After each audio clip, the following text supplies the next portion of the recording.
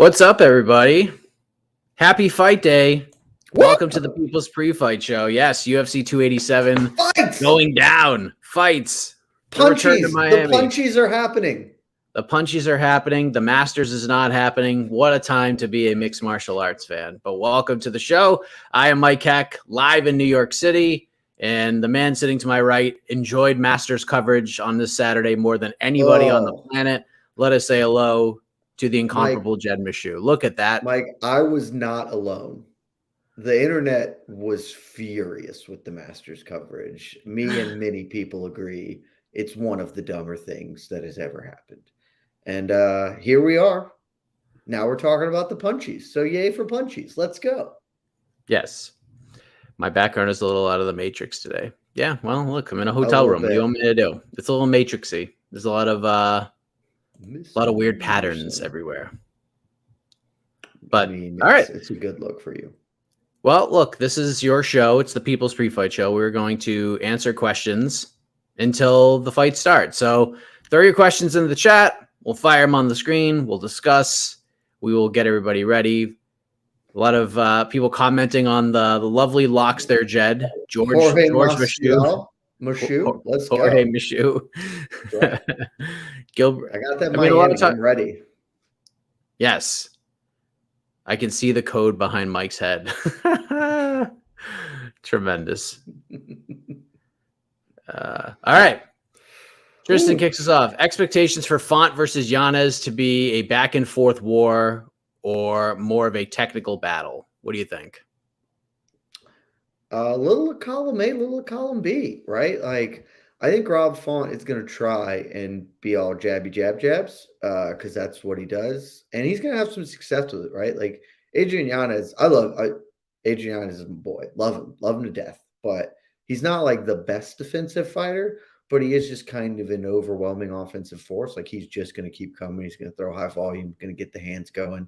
I think Font's going to try and make it technical. Adrian is going to just try and hit him with power. I think we have a real chance at this looking a lot like Font versus Cheeto, right? Where Font maybe lands more, but Yanez is landing the more impactful strikes. And I think Font's probably going to get hurt a couple of times, but we've seen in his last few fights, like against Aldo, against Cheeto, he can get hurt and he's just a veteran dude, right? Like when he gets hurt, he knows how he doesn't like, I got to swing back really hard to get him off me, or I have to cover up and survive. Like he's going to get into his fundamentals and just try and work through it. So I think this is going to look a lot like Cheeto Vera versus Rob Font, and Adrian Yanez is going to get it. And so we'll get some scrapping, but we'll also get just some good old fashioned boxing. Yeah, I think it'll be more of a technical battle and less of a war. I think we'll have moments where they have a little bit of a flurry, but I've said this through the build a bunch of times on Heck of Morning. I would not be surprised if Font wrestles in this fight. I'm not saying he's going to go crazy. He ain't going to rob it out, but I do think there will be a couple of takedowns on his side, but we'll see. We will see what happens. Looking forward to that fight. Who will have the cooler walkout, Izzy or Alex Pereira? I mean, I think Izzy's probably going to win the public appeal walkout. I think more people will like it. I have there's like a 50-50 chance Izzy comes out to the Baja Men, like who let the dogs out, just like an absolute fucking nerd. So, and Poatan will come out and just, be terrifying. So I'll probably like Pereira's a lot more, but I suspect Izzy will get more fan love. Yeah. Who let the dogs out would be interesting. I do think there'll be some sort of 8 Mile flair to it. Maybe a mashup of 8 Mile tracks. Look, if he mashes up 8 Mile and Who Let the Dogs Out, then I'm in. But if he just goes with either of those two things individually, I'm going to call him corny as hell and think that it's a lame walkout. Pereira might just walk out to nothing. And just walk out and just be angry. Silence. That would honestly be incredible. Izzy's in the ring celebrating all this music playing, and Pereira just comes out with no music. Just walks out, staring Izzy in the face. Walks out with the indigenous, vibe going on. Okay, I'm in. I like it. That'd be cool. I don't think it's going to happen, but it'd be cool. What happens if Izzy wins? Will they immediately run this back, Jed? Yeah, probably, right? Yeah. Like, what else do you do? That's the one of my many problems with immediate rematches. Izzy doesn't like. There's not another guy who's like jumping up as a next contender. I've heard people say Robert Whitaker. Why? What, why? They fought twice. I watched both of them. I know who's better. I know who will win the third time. We don't need to do that again.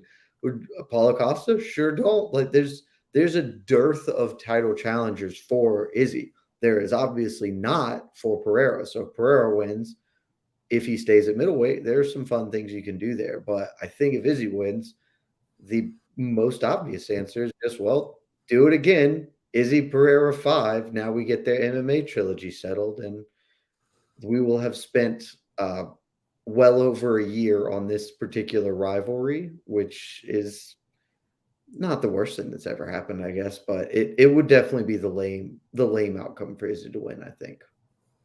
Yeah, they'll run it back. No doubts about it. A betting question I see, Jed, or just a prediction. Mm. Cigar has Izzy, Mearshart, Gastelum, Ponzinibbio, and Gilbert Burns. What do you think? I think all of those people can win. Gilbert Burns is the one that I think is the worst bet. Not that he can't win. I'm favoring him to win. I'm picking him to win, but the odds, you're not getting the value with him. The odds are way too long. It's like minus 460 or something. And I doubt he's gonna like rinse Masvidal. But I am on Ponzinibbio. I don't feel great about it. I kind of think that might be a loser bet that I'm on, but he's plus 200, and Kevin Holland is sus. So I think all of those can win. Mearshart's very live. We talked about that on the preview show yesterday, and all of us picked Izzy on the preview show. And the closer it gets to the fight, the less good I feel about it. Particularly, more money's been coming in on Izzy.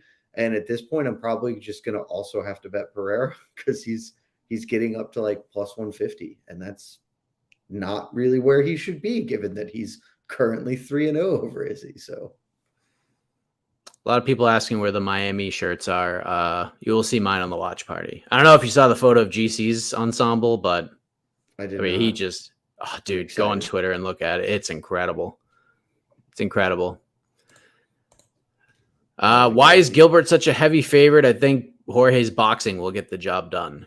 We've kind of talked about this a bunch. I don't think either of us agree that Burns should be this big of a favorite, but that's just how the betting community has sort of put this thing together. So Yeah. yeah, I think there's so much value on Masvidal in this fight. I'm not picking him to win. I'm actually picking Burns to win. Kind of Yeah. a Luis Palomino sort of decision where some people are going to think Masvidal won, but Palomino won the splitty. It's going to be kind of like that, I think. I think it's going to be a very competitive fight. I think it's going to be competitive. I think this is just going to look like an old Masvidal fight, and a lot. Maybe the new fans don't know because they came in later for Masvidal, being that baptism dude or whatever, street Jesus. But for most of his career, Jorge Masvidal was a journeyman, and people use that term really derogatorily, and that's maybe not like wrong, but I mean, there's a reason he doesn't have any marquee wins. Like really, like what are his best wins outside of the baptism streak? It's tough to really be like, oh, that one's a certified great victory, even historically. And he has a lot of split decisions and kind of competitive losses because he is willing to let fights come to him a whole lot. And Gilbert Burns has flaws, but one thing that he is not flawed in, he will bring the fight to you the whole time. He's going to be trying to win, and that it sounds really, really simplistic, but sometimes like that's just the difference. One dude actually, it's wanting it more sounds so stupid, but it's just like one guy is going to try to be winning, and the other dude is going to be thinking he's winning, and those are very different things. And it's cost Jorge Masvidal his whole career, and it probably costs him tonight. But again, I don't think Gilbert's not gonna, repeatedly take him down and just roll him up on the floor, and he's not gonna knock Masvidal out. I think he's gonna win 2 rounds out of 3. Uh, what What are the chances Izzy retires if he loses tonight? A lot of people asking this recently, Jed. Seems unlikely. I'm not, of all the fighters that I am not in the head of, I feel like Israel Adesanya is pretty high up on the guys that I don't have any idea what's actually going on in there, because he's a bit of an oddball in a lot of ways. And so my assumption is, given the way he's talked about this fight and like somewhat unwilling to admit that he has failed in these fights, that the way he has talked has sounded, again, armchair psychologist, has sounded very much like the bad thing happened to me, not I was party to this bad thing happening. Like, I was beating him and then I just haven't ever done it. Makes me think that even if he comes in here and loses in whatever fashion, he's not going to reckon with it and be like, well, I'm 0-4. This is a me problem. He's like, well, I'm just 0-4 and incredibly unlucky. And that's that to me. If that's how you're going to approach it, then you're probably not going to be like, I need to retire. You're just going to be like, well, I'll try and get another chance at him, and I can still tune up Bobby Knuckles. So I'll keep doing that and beat most of the other top middleweights. So I doubt he retires. But he does enter the Rich Franklin zone, which will be very interesting, because at the time Rich Franklin was in the Rich Franklin zone, there were a lot of obvious money, interesting fights, right? You had the Pride acquisition coming over and like, okay, Rich Franklin versus Vanderlei Silva or Vitor Belfort. Like, you don't have a lot of those right now. Like, what are the interesting Izzy fights outside of the title conversation at the moment? And it's like Hamzat, I mean, I would personally find a DDP fight hilarious, and it's not bad booking. Like, it's not a bad booking, but is that like, that's not a fight that gets you like anybody super jacked. It's just like a quality matchup, and that might be where he goes, and that's okay. That's how most prize fighters work. They fight people for money. Yeah, it'll be interesting. I don't know. I don't think he retires, but wouldn't stun me if he took a break, maybe took a sabbatical for a little while, and then wait and see how things play out. But I think he'll wait for. I think he should have taken a break before this one.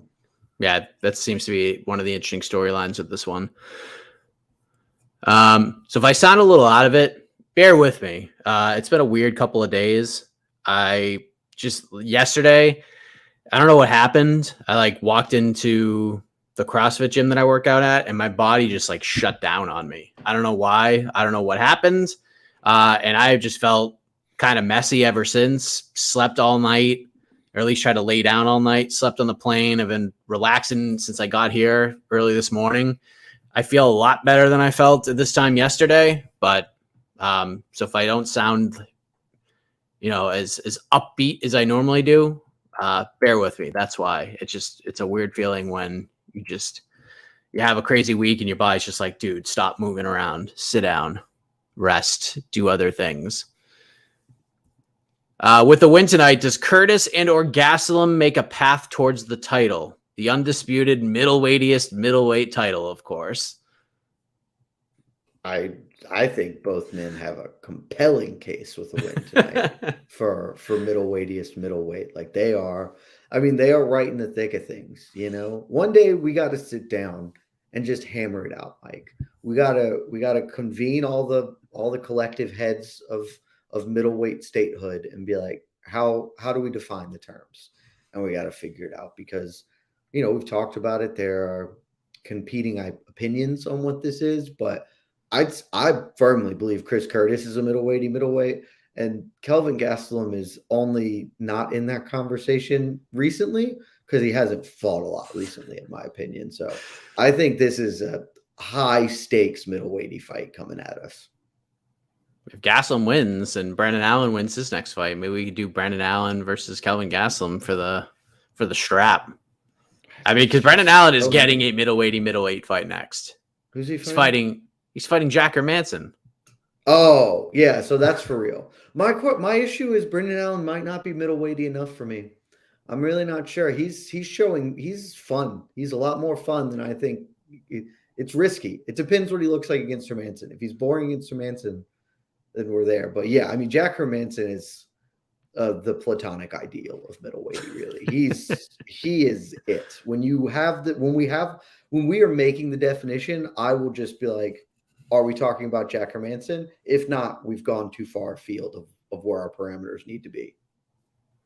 Did you watch PFL last night, Jen? Sure didn't. Saw Aspen Ladd lost. That's fun. She did. That's She did. hilarious. I like what's Olenek? Elena What's her Klesnik. name? Elena Klesnik. There you go. I was conflating her with Alexia Olenek. I like her. She's fun. She is fun. Didn't It's too bad she watch a missed weight. second of that. Oh, did she? Yeah, she missed weight. Well, it's fine. If you're gonna miss weight, do it against Aspen Ladd. You know, it's at least totally cool if you do it against Aspen Ladd. I mean, I think I already know the answer to this question. What happened? Were fun things afoot? In that fight, I didn't watch it. Well, I just meant any of the fights. Someone asked about Ali Wash, about Muhammad Ali's grandson. Yeah, I didn't see it. He won in the first round, and the last time he looked like he was okay, but I got nothing there. I'm looking up the thing right now. Oh, Bruno Capelloza won. That's fun. Good for him. Avenging his loss to Mateusz Scheffel last year that kept him out of the playoffs. Pacheco beat Julia Budd, obviously. And yeah, I just couldn't watch that card last night. Poop soup. So, yeah. Are we taking heavyweight overs today? This seems like a no-brainer. What are you talking? Are we? I'm sorry. Who asked that question? The question isn't are we doing it? It's do you want to feel alive? That's the only question. I have said this from day one. Heavyweight overs aren't a guaranteed win. They are not the best bet in sports. They are plus money on the year thus far, which is obviously a bonus. That's not what they are. Heavyweight overs are about feeling alive. It's the most electric bet in sports, and let me tell you, the heavyweight fight on this card, it's gonna be electric because Carl Williams, he's gonna wrestle real hard, and then he's got 6 minutes of that in him. And then he and Chase Sherman, they're going to heavyweight all over the cage, hopefully for another 7.5 after the first round. But I'm for sure on it. It's going to be lovely. That seems like the most high odd heavyweight over ever. I just feel like there's no chance this thing doesn't go to the cards.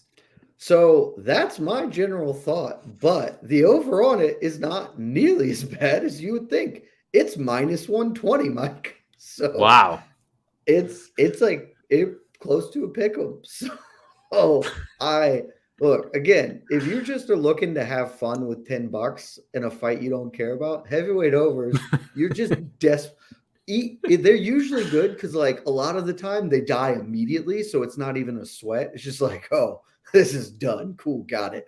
But when it is a sweat, it's the most fun to just be like, hug him. Hug him. You hug that man and don't do violence. It's so much fun.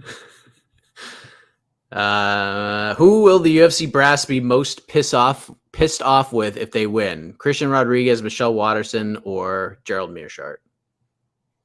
If they win, well, it's certainly not going to be Waterson. Why would they be mad if Michelle Waterson wins? Yeah, that seemed like a name.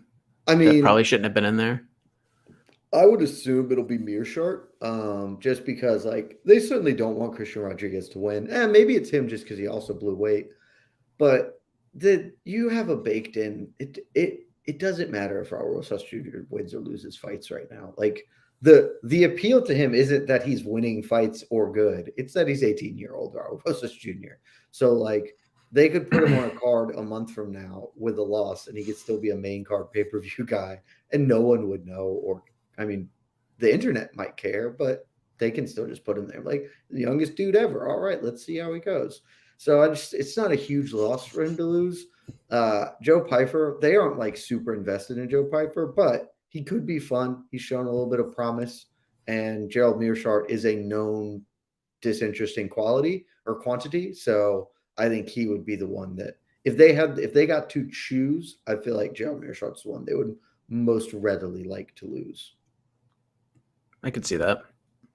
Will Colby be there tonight? He shouldn't. It would be real dumb of him to show up. If he shows up, I think it'd be really stupid of him to show up. Because if he shows up, that's how he can only assist losing his position by that. Go back to hiding, dude. It worked out for you. You hid for a year and somehow you're getting the next title fight. If you show up and because you were talking about this on BTL or Heck of a Morning Mike, or maybe both, I don't remember.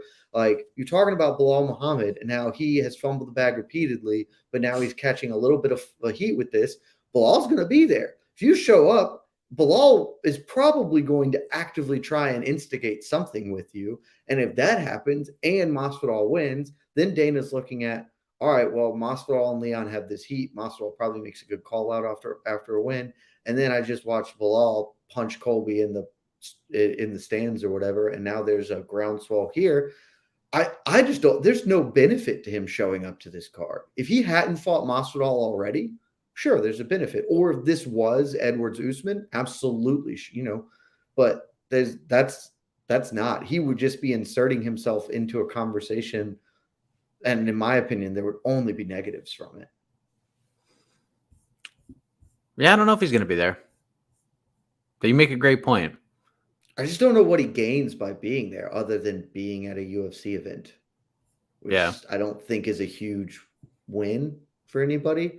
Again, if this was a middleweight title fight or if he and Masvidal hadn't fought and so he was angling for that, 1,000% obviously be there. But he's got the thing he wants. He needs to do whatever he can not to screw it up. And Colby Covington talking in front of a microphone and or being in public just ratchet up his opportunities to screw it up. Because, I mean, hell, he might have already done it by saying he was going to kill John Anik. I mean, this question's been spammed 1,000 times, so let's do it. Is Christian Rodriguez gone if he loses because he missed weight? I assume not, but I don't think so. Isn't he won his last one? First weight miss in the UFC. He missed on Contender Series. Yeah, and his one loss in the UFC is to Jonathan Pierce, so that's fine. Up a weight class. Yeah, totally reasonable loss. And he has a first-round sub, and they're putting him in to hopefully lose, so I think he'll for sure get one more. Because also, whenever you're asking questions like this, the question, and this sounds really stupid, but it's actually very true. How much is he making?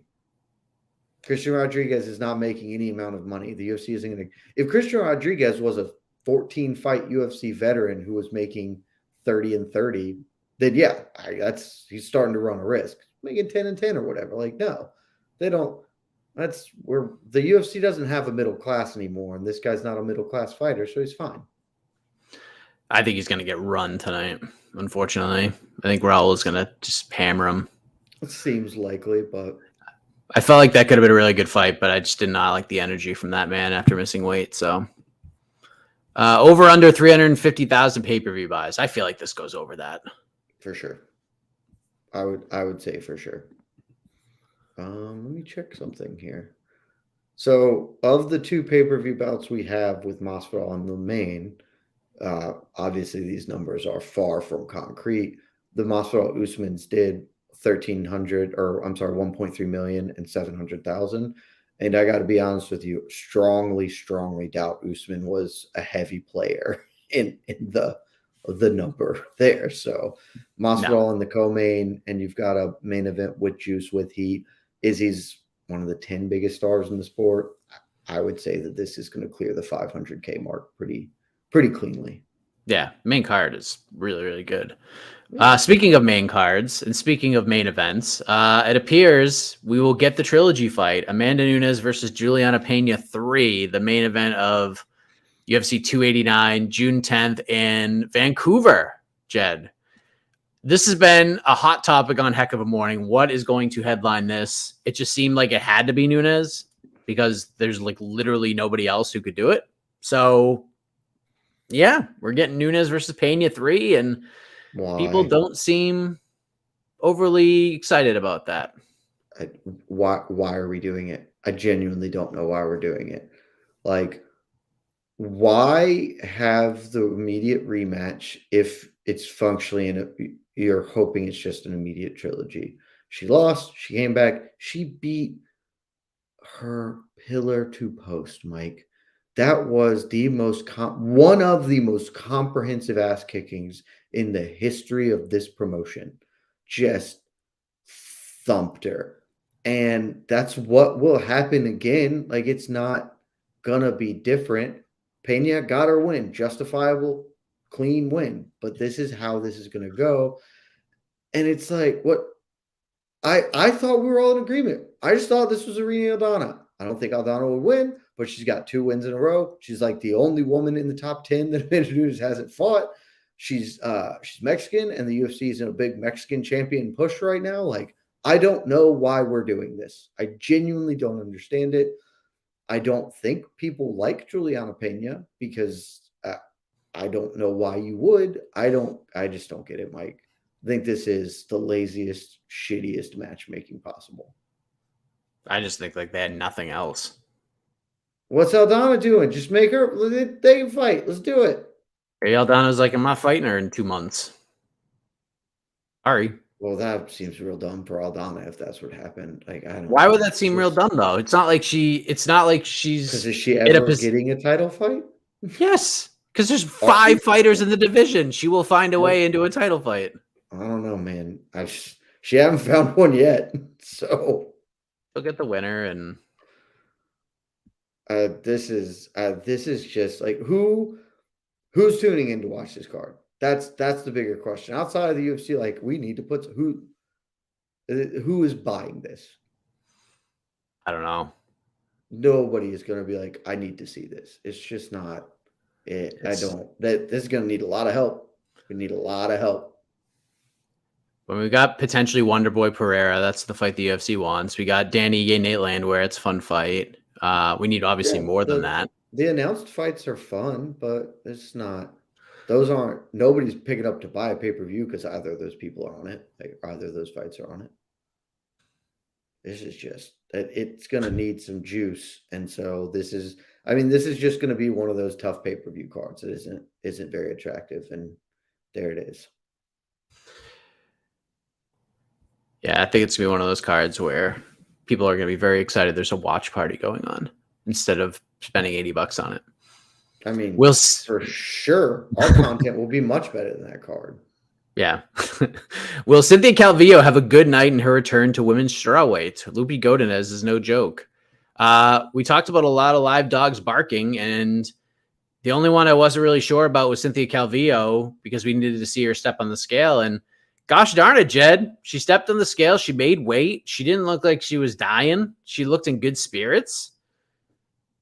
She is definitely a live dog tonight. Yeah, I think so. She's like plus 200, plus 210, something like that.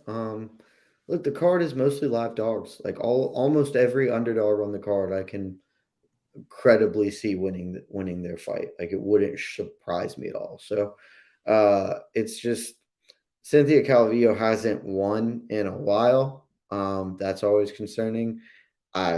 She has had somewhat of a history of finding defeat where she shouldn't necessarily be doing that.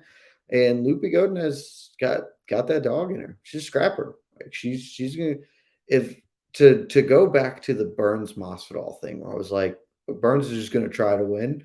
Lupi Godin is gonna try to win, and it may simply come down to Lupi's going to be trying. And Cynthia's been a bit of a mercurial fighter in that way. So I think she's live. I can't bet on her just because I can't do it, but I think she got a shot. Agreed. I am picking actually Cynthia Calvillo to win that fight. Rosas Jr. beats Rodriguez in the first round. Can we safely say he's on his way to being the youngest champion in UFC history? No. I will bet whoever put that up, you reach out to me privately, I will bet you just about whatever you would like that he will not be the youngest champion. You can name the stakes, and I will be comfortable betting that. It's an insane thing.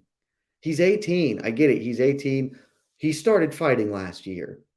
He had a lot of wins. That's cool. That's sick. He's shown promise, but like, this isn't Christian Rodriguez isn't a top 40 bantamweight. He's outside of the fact that, like, this would be insane at any weight class. To say that he could do this at bantamweight is one of the more insane things you could ever say. Like, it's not No, it's just a no. It's a hard no. He will not be the youngest UFC champion of all time. So Michael has his thoughts on the middleweight title. The middleweight title has a duty to give fans what they do not want. Brendan Allen is pretty fun. He may be the inverse Colby getting a title shot here. I don't know. I don't think we've actually like properly defined it. I think once we did define it, the guy who was actually the champion just lost, and we've just been riding with who has the belt, and Brendan Allen has the belt. We're just feeling about it, but yeah, I mean, the reality is middleweight is, again, it's Christoph Jocko, it's Jack Hermanson, it's one of those guys who Marvin Vettori. Yeah, they can do some stuff. They're jack of all trades, masters of none. All of their fights are forgettable. I mean this with absolute sincerity. I have watched, I would imagine, every professional fight Christoph Jocko has ever had, and I got to tell you, I cannot remember a single thing. And that is the definition of a middleweight guy, a guy who is a good fighter. Like, we're not talking about an unforgettable guy who's the 80th ranked guy in the world, a guy who's top 15, top 20, a good fighter, and you just can't, there's no traction to him in the brain. It's just like, yep, that was a fight, gonna forget about it immediately. So I think that's why I said Brendan Allen, we'll see. Give him one more, but he's getting he's getting way too fun to be a middleweight. So we'll see but it can sneak up. As you mentioned the other day, Mike, Chidi and Joe Kawani just middleweighted right out of nowhere. It can happen at the drop of a hat. So we'll see. We'll see how it develops. I mean, Brendan just fired up to have the title now, so it's up to him whether or not if he wants to relinquish it. I know how much that means to him. How do you guys feel about Dana shutting down reporters at the press conference? Is real dumb. Yeah, seems real dumb to me. Like, not be interesting at all. I just don't understand it, but I feel like I said that a lot, and I'm saying that a lot more. Like, the idea of promotion is to get people interested in things, theoretically. And I don't know why you would have big group pressers if the actual only reason to have groups of people with people firing questions at, like, hey, I'd like to talk to you or whatever, is simply the threat of the fighters interacting outside of their silo. And historically, those have always been the most interesting parts of those. When we think of the big pressers or whatever, what are the moments that captivate or capture us? It's Jeremy Steven getting out of pocket and getting smacked down by Conor McGregor at one of those. It's those kind of, it's the don't talk about my mom from Michael Chiesa. Like, it's that sort of stuff that's more compelling and interesting. And so you should just let it. Like, there's no reason to be like, we are only going to talk about this. It's like, Mike, I don't know how much you follow the NFL. It just makes you look like an idiot. Like, when the Ravens were doing a press conference the other day, and like all the reporters wanted to ask about was Lamar Jackson because it's the biggest story that's going on in the Ravens universe. And they're like, we're here to talk about the draft. And somebody's like, well, will you draft a quarterback given we don't know what's going on with Lamar Jackson? And their PR guy was like, no, we're not going to do it. We're talking about the draft. It's like, just let it be, man. Let the interesting things happen, because otherwise you look like an idiot. And in the fight promotion game, you're not letting people be interesting. Like, if Jorge Masvidal loses tonight, totally likely, not even possible, likely, where do you go with him?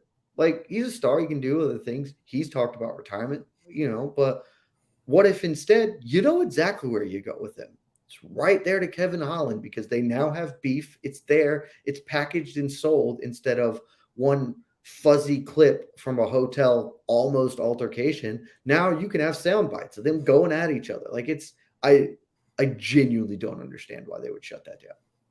Yeah, it's just so dumb. I just here's what I definitely learned from that press conference for the clips that I watched of it. One, Dana should not be doing this anymore. Like, Dana has won the game. He doesn't need to be doing press conferences. John Anik is way better at this than he is, because John is a professional broadcaster. He understands how this works. He would let Masvidal and Holland go back and forth, but not for like 15 minutes. Be a quick back and forth. Anik would shut it down, and then we would move on to the next thing. But to just, I just thought it was very strange. And the other thing is, you don't need 10 fucking fighters on the stage, because then it just looks like we have something interesting going, but it's like, oh, what about the rest of it? Like, no offense, and I respect the huddle. Like, who was going to ask Santiago Ponzinibbio a question? Like, who? Never gonna happen. Nobody. Who's going to ask Christian Rodriguez a question? Nobody. Who was going to ask Kevin Holland a question that wasn't about Jorge Masvidal and the altercation from less than 24 hours before? What are we doing? Like, you're just, golly, man. Yeah. Those press conferences suck. Like, they suck so bad. Yeah, I've never thought they were necessary since we do a media day anyway, but like, if you're going to have them, just let them be what they're going to be. And it's okay. Like, I don't know, man. Don't know. I also just don't even know what the downside was to letting them do it. Like, well, we didn't want something. What was going to happen? You're a company that doesn't have consequences. Nothing bad is going to occur here. Dana can just hand wave anything that happens with, I got 700 lunatics on the roster. Buy the fights on Saturday. Like, I just don't get it. Don't get it at all. Nope. If Giannis KO's Font, could you see him fighting Sean O'Malley next? Absolutely not. Zero chance. Of course that not. happens. Sean O'Malley's not bad at business. Sean O'Malley's not an idiot. Sean O'Malley is going to fight for the bantamweight title by the end of the year. He's not fighting Adrian Yanez. I think he and Adrian Yanez will fight at some point. For the belt. It'll be dope. Yeah, it'll be dope. But it's not happening next. Let's see. People kind of getting after it. Some people got $50 on Cynthia Calvillo. Nice. People throwing in their bets. GM3, round 2 sub, plus 900. Matter of fact, that's exactly the result I'm picking in the MMA Fighting Staff picks. Don't hate the bet. It's not a bad bet. Yeah, if this fight gets out of the firsts, Gerald's got a real good chance. Got some O'Malley salt coming in here. What else we have? If you bet, I don't know what that means. Miami shirts, you'll see mine at the watch party. Which you should make sure to tune into, because it's going to be a good time. Yeah, Connor's ensemble is ridiculous. I went and looked it up. It's a very strong look. Medicine Ball tea from Starbucks. I might check that out, Javon. $30 on Watterson. I don't like that. What are the damn questions? What's the UK start time? I don't know. Well, if Jed I could throw questions up, I would throw them up. Well, Jed cut his hair if Valentina loses the rematch. I'm probably cutting this hair before that rematch ever happens. I'm a bit ready for a change, but everyone was so excited about it yesterday, so I was like, we'll bring it back out again. As Burns versus Masvidal 3 or 5 rounds is 3 rounds, 3-rounder. Let's see. Did you see any questions you wanted to throw out? Oh, I mean, there's just some coming in. Let me find one. How do you rate the card top to bottom? Ooh, that's a good question. That's a great question for us, Daniels. Top to bottom. The main card is very, very good. Like the main card a lot. Prelims. Look, the middle prelim section is okay. Early prelims, I could use some work if we're being real here. Honestly, the middle prelim section, like the good prelims or whatever, if that were the early prelims, then this card would be awesome. Instead, I'll give it like a 8.5, so a B plus, somewhere north of, I guess, so 8.8, right? It's not a B, it's a B plus, but it's not an A. Yeah. If we're looking at the totality, if I'm looking at just the main card's an A, rock solid A. Yeah, it's like 8.5. I think it's a pretty good number. I like that. Back to Forrest. What's the one underdog most likely to win? Who's the most live dog? I would venture to say Alex Pereira is the most likely to win, as he has won the 3 previous matchups and is currently plus 110 over at DraftKings.com. But again, we talked about this in the preview show. You guys, I think, mentioned it on BTL this week. It's like, I think Pereira's live. I think Masvidal's live. Font. Font has actually come down. Adrian Yanez has lowered his price. Interesting. A lot of more people are higher on Font's chances than I personally am, but he's definitely live. Ponzinibbio live. Christian Rodriguez is probably one of the less live dogs, even though I think he still has a shot just because Raul Jr. is 18. Who the hell knows what an 18-year-old's going to do on any given day? Chris Curtis, super live. Waterson Gomez live. Mearshart live. Chase Sherman probably isn't live, but Carl Williams simply shouldn't be minus 400 against people. Calvillo, we talked about live. If I'm picking just one, Pereira's probably it because he's won the 3 previous. But if I'm picking the one I like the most value, I think is Jorge Masvidal. But yeah, I mean, honestly, throw a dart at any dog on this card. It's not a bad bet. Yeah. All right. A lot of people just commenting now. So this is what we'll do, Jed. This is how we'll wrap things up. Do we have a prediction for bonuses? Do you have bonus predictions? Fight of the night, performance of the night, all performances. What are we thinking here? So I'm gonna go fight of the night. We disagreed on this the other day. I'm sticking with it. I think Yanez Font is going to be your fight of the night. I think that's just going to be a scrap, and I'm going to go ahead and pick for a performance bonus. I'm going to feel like an idiot when this doesn't happen because I'm stupid and I'm dumb, and everybody listening to this should be aware. Hand up, I'm a moron. I'm picking Israel Adesanya to get a knockout very early in this fight. I'm giving him a performance bonus. When he inevitably does it and he goes back to being a jab and low kick merchant and he gets knocked out in the 4th round because he's way too timid, I'm going to feel like the stupidest boy that ever there was. But I'm picking him to get a bonus because I think he's finally going to do the right thing. And then if I got to pick one more bonus, it will go to Raul Rosas Jr. The UFC is begging to give this man a bonus. Even if he gets a finish and it's not cool, or like Joe Piper hits a spinning back elbow or whatever, like they're just going to give it to Raul Rosas Jr. because that's what they want to do. So chalky picks, but I feel that's where we're going. I'm with you on Roses. Fight of the night's gonna be the main event. Look, I am picking Izzy to get a finish too, but I don't think it'll get him a bonus. I need one of these comments to come up, Mike. Which one? Joe Famolet. What does it say? It said, oh, well, now I've lost it. If Jorge wins, will Jed promise to get the cornrow hair done? Yes. Joe, if Jorge gets it done tonight, we will come, probably not next week. I don't know when we'll do it. The next time Jorge fights, that fight week, we'll go cornrows. Okay. I love it. That is a deal. Unless it's earlier because I want to cut it and he's not fighting. Just my next 2 weeks are very different. Next week I'm going to Kansas City, and I'll tell you what, I'm not doing media day with cornrows, so I can't do it for next week. But if Jorge wins tonight, he will in fact do it. All right, let's do main card predictions. I got Raul. I assume you're going Raul Rosas Jr. in the first fight, right? I am. Again, I went super chalk on stuff. I'm taking him submission in round 2. Me too. Kevin Holland, Santiago Ponzinibbio.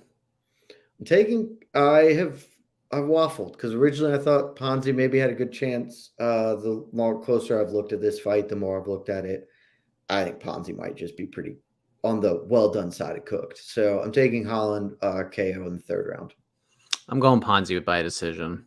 I don't know. Love it. Love the energy. I don't know. Seems like it's too quick for him to fight after the Wonder Boy. I mean, he got tuned up by Wonder Boy, suffered a bunch of injuries. Who knows where his head is at? It's been more on Masvidal, it seems. So I don't know. I think it's a value pick more than anything. I'm picking Rob Font to beat Adrian Yanez via decision, but I'm not confident about it at all. Again, that's more of a value pick, and I just feel like Font has just fought way better guys. So I'm going to go with that. That's fair. I have Yanez by decision. I think I kind of talked through this earlier. It's just I like where he's at. I think he is going to have close to the same level of volume, but he's going to land the more effective shots, and that's going to win. Rob Font's really durable. I think Rob Font will get kind of stunned or buzzed once or twice, but he'll be able to work his way through. But he'll lose in the cards, same way he's lost his last 2 fights. Picking Gilbert Burns, very close decision. I am also taking Gilbert Burns. I just don't think it will be like a dominant decision. It may not be close. It may be like a clear 29-28 or whatever, but I'm taking him by the cards. And you're saying he's going to knock him out in round 1. I'm going round 3. And we're both going to perhaps have egg on our face. I'm going to feel like the dumbest man alive if Izzy comes out and does the exact same thing and gets knocked out in the exact same fashion. I'm going to spend the whole post-fight show just being like, I'm a moron, and no one should ever listen to me because I'm a moron.